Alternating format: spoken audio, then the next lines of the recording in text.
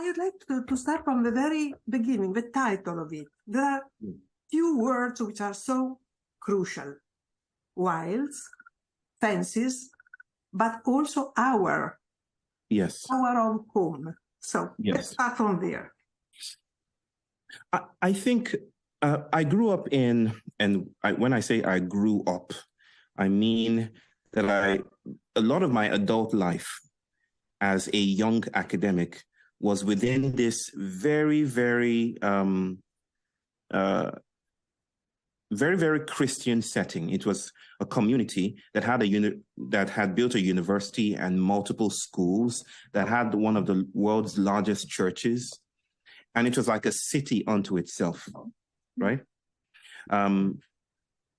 So I was acutely aware. This was the time that the idea of the book started to come to me. I was acutely aware of fences and what we're fencing and leaving out in our claims to exclusivity, right? So the title came in part from understanding that wisdom comes from without, that wisdom is not a thing to be had like a property, that sometimes, are you still there, Maria? You're frozen. Yeah, I am. You can see me? Oh, okay. Yeah, I am. Okay, yeah. You're frozen for a while. No, okay, no. Okay. I'm listening to you and sending you my attention. So by the wilds beyond our fences, I'm leaning into the world that exceeds the way we know it, right? And I just came off a conversation with someone else, and I was speaking about how wisdom is that which remains after we've known everything, right? It's the thing that lingers after we've done and, conquered and colonized and flattened everything. Yes. Yes, but Kia, you have to wait for me, okay? So this is what wisdom is, the wilds, the things that we haven't conquered or tamed yet. So the title of the book comes from the inspiration that the world exceeds us, and this excess is the focus of my book, is the focus of that exploration and the inspiration for the title. And, I would like to know more about the format of your book, because you made a decision, which is not to write an essay, not to write a novel, but you wrote letters to your daughter, your child daughter. Yes. And that means that you use a very special language, a very clear and simple language, and a very poetic and at the same time very political language. Yes. And I am very interested in the choice you made, and also on the destinatario, the person you wrote to, a child and a girl. Yes. Yes. So there are so many ways of telling a story, right? Yes. I wanted to break the idea that I'm not the first to write to one's child. I'm not the first. I won't be the last. But I wanted to break the idea that a book written to one's child as a series of letters ought to be childish, in the derogatory way we speak about being childish. I felt a book, because I respect my children as philosophers in their own right, as thinkers, as wise elders that we should listen to. Right? So I really came to the book as a political project, because in interrogating my fatherhood or my claims to fatherhood, I needed to navigate the politics that mediates that, right? That my fatherhood is a cosmic project. My fatherhood is a political project. My fatherhood is a biological project. We need to touch these things in order to come to a rigorous, stain with what is happening here. So in addressing my daughter, and for those who haven't read the book, I'm not just addressing my daughter as a stable construct. I'm addressing her across space-time. I'm addressing her after I've died, right? The book ends with the sudden realization that I've been dead all the time. That it's my dust that has been speaking to her, not me, right? Not me that you see right now. So I'm also treating us as murmurations, emergent murmurations, not a stable subject speaking to another stable subject, but the world touching itself. And through the instrument of letters. Yes. Fantastic. And here I am dancing among, I have like 25 questions, but I am moving from the very first to the last one. Okay. Let's do it. Something which is crucial again, time and temporalities. Yes, yes. So, and the other thing you mentioned right away is that dead people are still around. Yes. They are with us, thanks to our gods. Yes. Otherwise, we would be very alone, very lonely. So we are together. And in your book, you mentioned the idea that dead people are very active. Yes. Not only there, but very active. One of the agencies on the planet. Yes. Can you elaborate for me now this idea of time and temporalities? No past, no future, no present, but a mixture of everything. Yeah. The agency and the agencies of whatever is around, including the dead. So I come from a culture that thinks about time in much more profound ways than modernity might think about time, as this linear arrow of God that flies unbidden and untethered from the past to the present to the future, right? And I think it's too impoverished an idea to see what temporalities are doing. And notice I said temporalities, not temporality. So it's not that just that there's multiple time, it's that time is constantly being produced in relation. By in relation, I mean immanent. Bodies in relation secrete time. Biologists are telling us that it's not just that we have body time and body clocks. It's that each of our organs have their own clocks. Our skins have their time. Our kidneys have their own clocks. So there are multiple temporalities and they work in different ways, right? So I wanted to, I hadn't yet articulated the idea that I'm now working with called chronofeminism. I didn't articulate it at the time of writing this book, but I've since developed that idea. And what I'm trying to say is that time is slushy, time is material, time is ecological and loamy and compost-like, and it does more things that we know. And once we start to see time in that way, then it's not that the past is done, right? And the future is yet to come. It could be that the past is yet to come and the future is done, right? It could be a different configuration. And that also redeems the dead from being just past and done with. It means that in a sense, we are still being modulated and manufactured and shape-shifted by our notions of what the dead is, right? And I mean it in this way. The dead have effect on the living. So the dead is actually agentially alive, right? How modernity treats the dead is we build museums and graveyards. That has an effect on how we live, right? Even if you're to say, they have nothing to do with us anymore. But in a real sense, how we treat the past affects the way we understand the future and the present. So I wanted to bring that up in terms of the figure of the ghost of my father, but also the ghost of the present. That it's not just pasts that have ghosts, it's the futures have ghosts too. And the things that are yet to come can also impact us. So it comes from a very quantum physics view of time that might be helpful to examine. But please. There is a lot of Karen Barad in this. There is a lot of Karen Barad. And there is also a lot of Gilles Deleuze. Yes. On the other hand.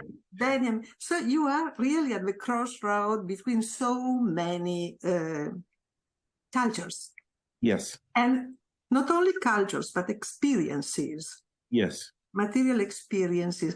And in fact, I wanted to ask you, going back to the agency of the dead. For me, your book, These Wilds, is, I call it an orphan story. Because your father is there. And it's like you are looking for something. It's a quest, it's a search. On the other side, you have your daughter, and you prepare for her quest. So it's like a circular, constant search for, and you mentioned the word very crucial to me, home. So we all look for home. This is the other issue I would like you to discuss a little bit with me now. Home. What is it? It comes to the promise that I made to my daughter when she was born, that I would make her a home. But like I said, such promises are already political events. How do you make a home in the midst of fascism? How do you make a home in the midst of climate chaos? How do you make a home in the midst of migrancy, troubled migrancies, and the specter of this transatlantic slave trade? How do you do all of that? And what does home mean then? Does it mean stable ground? Does it mean, it comes to those questions we ask about peace and joy, and the way the nation state, for instance, thinks about peace is relative stability. But even relative stability can be horrible suffering for those who, the citizens concerned. So I wanted to dance with the concept of home. And I think the book is some kind of textual, poetic, philosophical, spiritual realization that home cannot be captured. Home is not the property of the homeowner, right? Home is the ongoing place-making activity of the more than human, right? And the moment we finally find a home is the moment home has slipped away from view, right? So that's the reason why the book, I never complete the ritual that the Baba tells me to do. He tells me to find 9 hushes. I don't find them. You found 10, right? How many? 10. I find 10, but I only find, I find one less. I find everything except one.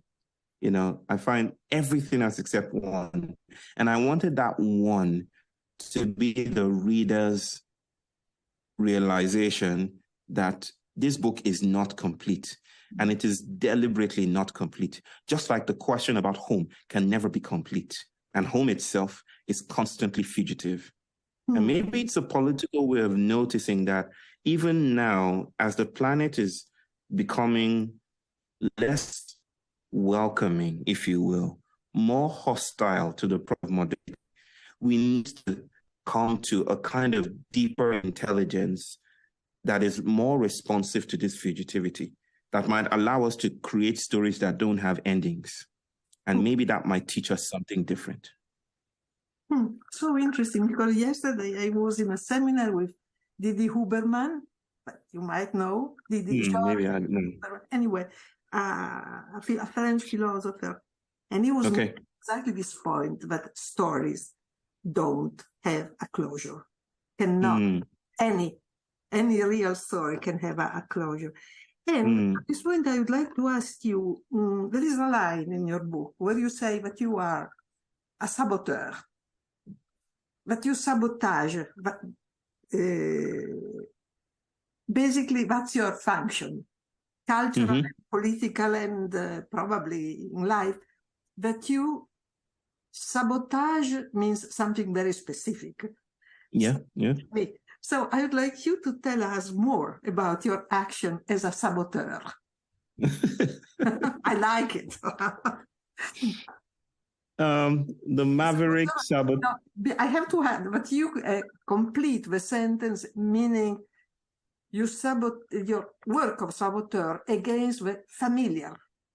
Yes. What is known. Yes. I mean, I wish I could say where this comes from, or I wish I could speak in those terms, but it's difficult for me to speak about, shall I say, for conversational purposes, the origin of my sabotaging efforts. I don't know. I just feel that to the extent that I can speak about myself as a stable I, am gifted with this irreverence, this rudeness that refuses reality to be one thing or to be just multiple things. So that I find that I find myself attracted to the trickster. Yes. Right. And the trickster archetype is not one person, like you can say he's a trickster or she's a trickster. No, that's not the idea. But that there's this energetic field that is constantly creating by disrupting things, by seeing through the monoculture, by resisting the paranoia that we deploy to say that this is how things ought to be, or we should return to what this is. I find myself really attracted to an open-ended, fugitive exploration of things, right? So I'm not even a decolonial thinker or scholar in the terms of let's go back to the way things were, because I don't think that we come from anywhere. You know, I don't think we're heading to anywhere either. I think we're just, we are would you say, for instance, that a wave in an ocean, right? An ocean wave is going somewhere, right? The ocean is exploring itself in its wave-like behavior. And I think we are creating here and there as we do so. So I think my sabotaging efforts comes from a studious attempt to stay with the trickster, to follow the trickster as a disciple, to see things differently, to break through binaries of thought.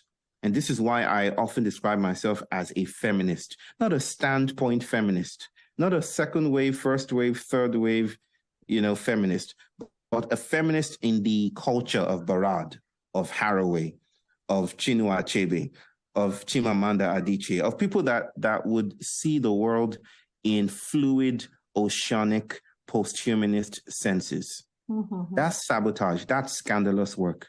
And I like it. Yeah, very clear. And talking about feminism, reading not only your book, but also your blogs and what you are writing nowadays, it's very clear that feminisms, the variety of feminism, especially one kind of feminism, appeals to you a lot. Yes. And there is a clear in-depthment. Yes. And so I wanted to ask you about this. Who are the feminists that you appreciate? And also, I would mention your wife. Yes. Your wife is definitely a thinker. Yes. She's very present in your book. She always has her own italic at the end of it. And I like it a lot. And so, yes, could we speak maybe not only about feminisms, but also about women? Yes. Your mother, your grandmother, your daughter, the woman you are, basically. Yes. Mm-hmm. Yes. It's fact. I only had sisters. I grew up with sisters. The figure of women is threads through the entire book, not just of my mother and her exertions, my sisters, my wife, my daughter, who is the principal of the book. There's a lot of conversation about feminism there. But I want to distinguish, of course, that in ways that might be helpful, that the feminism that I am attracted to might be called material feminism, right? Or feminist post-humanism, material post-humanisms. And this is a way of thinking through binaries, right? One kind of feminism might say that it's time for women to rule, right? To take over or to resist patriarchy. But I feel that is an iteration, a version of patriarchy. Mm-hmm. That is still another version of patriarchy because it's so focused on the subject, the human subject. It doesn't speak about the conditions that give birth to supremacy. So yes, the quest of my book is not to assume the standpoint feminisms that have, which is necessary work, which speaks to the evils and the oppressions suffered by women across the world and the way that the economies of the world seem to be designed around a very ableist, male-dominated space, right? Ways of being in the world, ways of work that has been designed to exclude the exertions of motherhood, for instance. And I think I have conversations with my daughter around it. I speak about how we see work as what men do. Instead of, we don't see work as birthing and teething and giving birth to children, or cooking or stuff like that. We see work as Excel sheets, and this is what we reward, right? So I understand the movements, and I can understand the spaces that want to turn the tide against this kind of patriarchal pressing. But at the same time, I also notice that sometimes the way we resist power could often sustain the oppressive power we're trying to resist, right? And this is why I mean, or why I say that it's another form of patriarchy to put a woman at the head of a state that is militaristic and does horrible things to the people of Gaza, right? Just putting a woman in a place of patriarchal power reinforces patriarchal power in ways that we may not even begin to understand. So what I'm speaking about when I speak about material feminism is breaking through that binary. When you called me a woman just right now, yes, I felt that was a beautiful sense of material feminism. yes, that our identities are not so still and stable, that they're not moving and becoming something else. How am I woman? How am I showing up as woman? How am I more than woman, right? How am I less than woman? How am I all these things together in a palimpsest of becomings? So that is how feminism comes into the picture. If you're speaking about people who inspire me, then it's Isabel Stengers, Karen Barad, Donna Haraway, wonderful speakers to this effect. Listen, if you apply this anti-binarism that you just mentioned regarding men, male and female, let's say, if you apply this idea to so-called races, as you do, I just read your Black Lives Matter. Oh, you did? Yes, I did. Wow. And I mean, the whole concept of transraciality. Yes. Is amazing. It's amazing and probably very problematic. Yes. Most of the people I know. Yes. Because if people start accepting the idea that male and female can blend, the idea that whiteness, blackness, yellowness is not so easily acceptable. And so if you could tell us more about transraciality, is such a provocative idea. Yes. First of all, it's not that there aren't definitional stabilities, like when we speak about a man or woman or trans or something. It's not that there aren't these stabilities. These, and this is a larger conversation about trans and that I'm actually writing about now. But yes, I don't mean to suggest that nothing has any stability, that everything is moving or everything is so entangled that we cannot define anything. We're constantly making definitions, right? We're constantly stabilizing things. We need to do that in order to have societies, in order to know how to eat, in order to know what a threat is and what a threat is not, right? So there is no entanglement without stability. At the same time, we can get so focused on those stabilities that we lose sight of the trans-individual processes that give them birth, right? The ecological murmurations and migrancies that give them their being, the conditions, the prosthetic conditions that make them possible. So I'm shifting my focus because I am a philosopher of the impersonal, not the personal. I'm shifting my focus from the hyper-individualized focus of capitalism, which wants to focus exclusively on the individual and the properties of the individual and say, Maria is Italian, Bayo is a Black man, right? I want to move my gaze to what Nahum Chandler, Fred Moulton might call the para-ontological, right? I want to focus on how things move, right? And start from there. So if you start a racial, okay, baby, you can go do that. If you start your racial analysis or your analysis of racialization from a stable subject, then you run into the kinds of troubles because that's already a metaphysical assumption that people are stable and they have properties. But if you start from movement, that we are moving, we're migritudes, that we're not as stable as we think we are, if you run into difficulties locating humans, as I do, because I don't know how to locate the human anymore, it's very difficult to see ecologically and to see the human as separate from ecology. Once you start with ecology, there's no escaping transraciality. You have to see that racialization, even racism, there's no such thing as a racist in a final way, right? Like Trump is a racist. This guy is a racist. It becomes very difficult to do that because what you're doing is you're colluding with capitalist ways of thinking to resolve racialization into the human subject.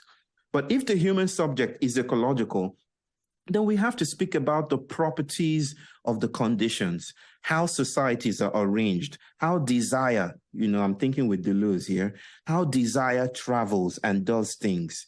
What does this spontaneously give birth to, right? What does this allow us to notice and what does this disallow us from noticing? So transraciality is not a way of throwing away accountability to all the racial oppression that is happening around the world. It's not a way of saying everything is transracial or white means black and black means yellow. No, that's not what I mean by that. It's a way of asking different questions about how racialization happens, how the racist occurs. Like I've always said, if we were to perform some kind of anatomical exploration of the racist, we're not going to find racism buried somewhere within the bones or the flesh or even the mind of the racist.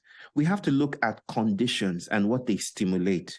You see, but what capitalism does is that it shrinks everything in the field and limits the gaze to the human being, the subject. The individual is the fetish of modernity. I want to resist this fetishism and see through trees and mountains and highways and textures and colors to see how racialization happens, hence transraciality. Still, what you said when you were answering my previous question, that, yes, for example, it's not enough to put a female body in a power position. Yes. To make a change, right? Yes. Yes. Same we could say about a black person. Yes. We already had black people in power, in position of power. Doesn't make. So I'm wondering how we could combine your last discourse. Yes. That because you are perfectly right, in my opinion. Yes. Discussing this idea that individualism and individuals are not a point. Yes. And at the same time, we are. Yes. Individuals are. So how do you move between these two dimensions? Well, I'm starting to say, I say a lot about this in my essay, Black Lives Matter, right? Yes. even gone so far as to say Nigeria is the blackest nation on earth. It has 200 or maybe even 300, between 200 and 300, no one really knows for sure. Between 200 and 300 million Black people in one place. Is the biggest Black nation on earth. And yet it is very white. Good. What do I mean by white? Right? Whiteness is a way of terraforming the planet. Whiteness is an apartheid system that sees things in boxes, right? It needs to differentiate in a violent way. It needs to name and archive and categorize things. This is the apartheid of white modernity. So to participate in that, to use the resources of that, to yearn with that, is also to participate in whiteness. We want the same thing that London wants. We do not have imagination beyond the global nation state order, the Westphalian order. So that is, in a sense, a way of saying that it's not enough to see things through the prism of identity, right?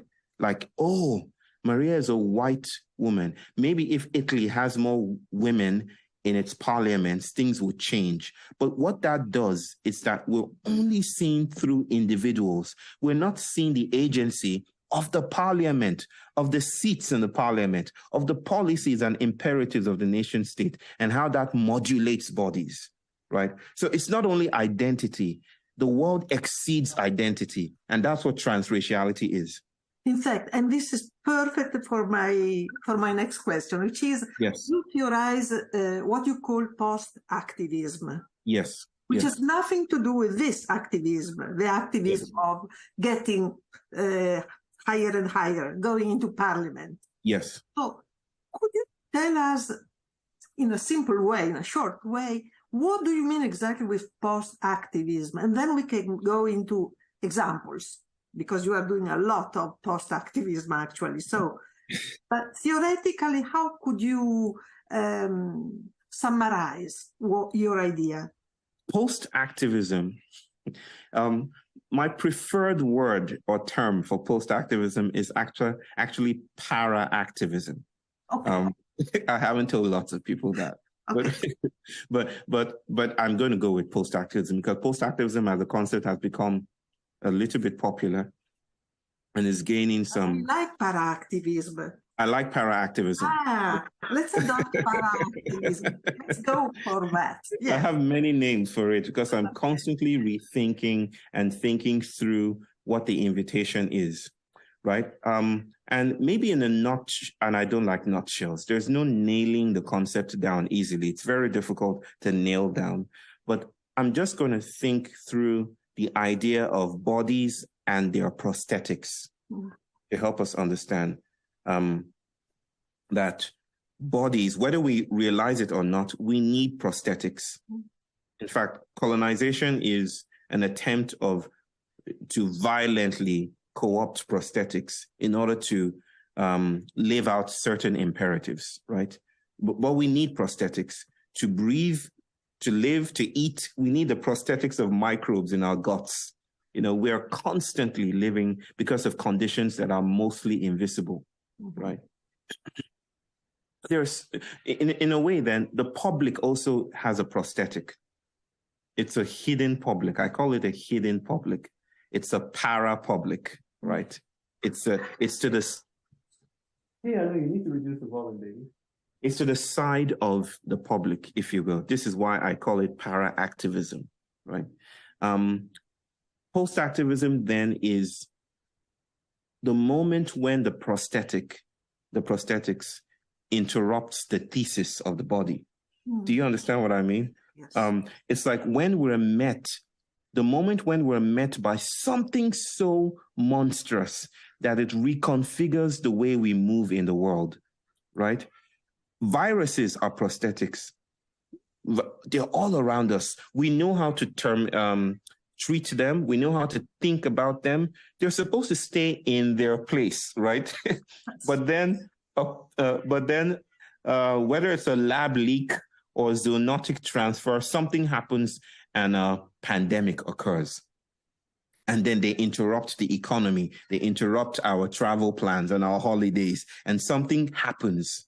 That in those moments when the prosthetics of the conditions of our becoming, when it interrupts us, that's when we start to ask questions that post-activism is interested in. Because it's, right? That's the place for post-activism. It's like, now you have to think about those conditions. The room has changed entirely. New questions are available, right? How you navigate this field is post-activism. Is that it's no longer the same old dynamic where we're resisting power or we're speaking truth to power. Everything changes with a monstrous shift to some degree, right? So like now in India, everyone is asking questions around education, right? Why do we need to send our children to school? It wasn't so popular to ask such questions before the pandemic. But during the pandemic and how it sent everyone to their homes, and even right now, there's a very, very troubling consciousness that, wait a minute, why do we need to go to work? Who invented work that way? Why do we need to go to school? 2 newspapers came to our home to interview my wife about our unschooling project. We started on, we've never sent our children to school. We treat them as philosophers, right? They started to ask questions that, what do you do to keep them productive? And I remember my wife saying, I'm trying to reduce their productivity. They are exhausting, right? So this is the sentiment of post-activism, that there are hidden lives that shape the way we live and breathe and think. And sometimes our work is disrupted when we meet those beings. New questions become available.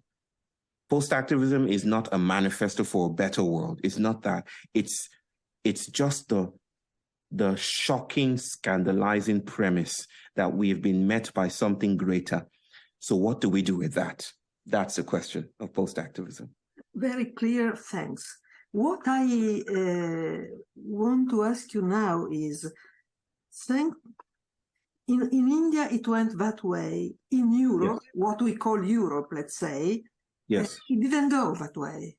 We very quickly went yes, back to the normal, let's say. Yes, and yes, we did go back to the normal in yes, because of the Ukrainian war. Yes. So there was another, nothing new. War is not new. It's not like viruses. Yes. It's a very human. Anyway, thanks to that war, we went back to normal and we don't ask questions. Yes. Zero. Yes. Yes. So. Yes, I can say something about that. It's Deleuze often spoke about tautological economies, like how things remain the same, keep going around in circles, doing the same thing over and over again. It's like a traumatic stuckness, right? But then he spoke about flight, lines of flight, snaking away from the convergence, right? This line of flight is deterritorialization. It's when something, the simulacrum of symbols of order, when it does something else that is not expected to do, right? That doesn't mean that that line of flight isn't at risk of collapsing back into the circle, into the convergence. It will often do that, right? But still, for a brief moment, the exquisite is glimpsed. Something else is apprehended, right? So even in India, schooling is back, but something has changed that is not quite the same, right? It's even right now in the global economy, what we mythically call the global economy, there are things that emerged from the pandemic that I think are quite resilient at this point in time. They may die tomorrow, but something has changed. We're speaking about the Great Resignation now, Maria. You know about the Great Resignation? You know, people resigning from their jobs, you know, and not wanting to go back to work. We're speaking about soft life. We're speaking about the lying down movement in China, where young people, Generation Z or whatever they call themselves, are refusing to do anything productive, right? They're saying lying down is good. right? And so these movements have become even more popular through the pandemic. And I think that's how novelty happens, that the universe throws wisdom. The monster is wisdom. Wisdom is the monster. It's the wilds beyond our fences, right? It throws it to us, and we will often snake towards it and follow it where it wants to go. And oftentimes we will return back to what we know, the familiar. There isn't any guarantee that novelty would happen. Yeah. One last question, because I know that your child is probably bored. Right. So, as you probably know, I was following your dancing into the cracks, your seminar. Yes. And you're going to offer another of those experiences. Yes. And it was an amazing experiment for me. But you know what I felt, and so intensely that at a certain point I even thought to stop following it.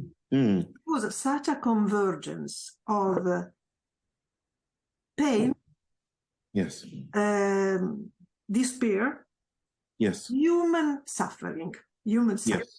So in a way you were like attracting all that and not healing it, but containing it, offering a place for it.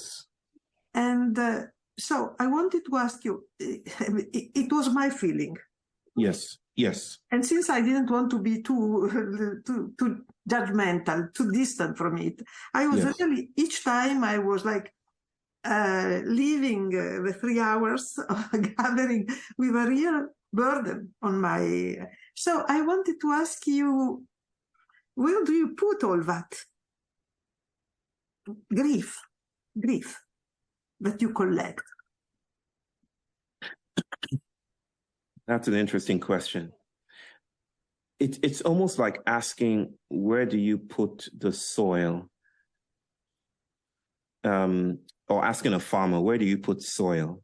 You know, it's all the farmer works with. The farmer works with soil. That's his or her, business, to work with that. I think it's my business to work with grief and to work with those feelings, because I don't have a sense of decoloniality that does not already involve grief, right? If it's new, and if it's promising, then it's monstrous. And by monstrous, I don't mean bad or evil. I mean, it will bring us to places of relative discomfort, right? It will shock us out of our familiar sense of continuity. It will bring us to places of failure. But this is why I call it generative failure or generative incapacitation. Just like the soil is an incapacitating place, right? The seed drops into soil and it's discombobulated. It's literally broken down by the soil, but that's because it needs to create. So to create something new, we need to deal with the soil of grieving, not to rehabilitate it, not to heal it, but to accompany it, to stay with it and allow it to do its work. How it does that is still a matter of ongoing technologies, of staying with the trouble, right? There isn't a final technology to deal with grief. But I feel, yes, say that again.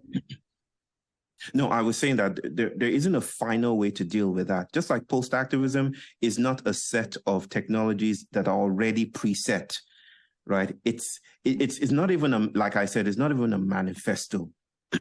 It's a way of dealing with new questions and new senses as they arise, as we encounter the beast, as we encounter new relations, right?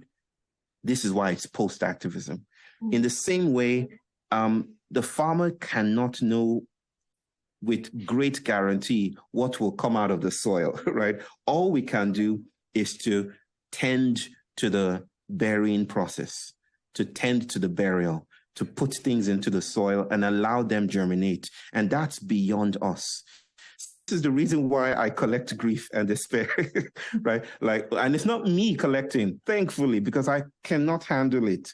It's an assemblage that is designed to collect it. And maybe you felt so deeply because through the permutations and combinations of your person, right, you feel deeply in that way. And that's beautiful.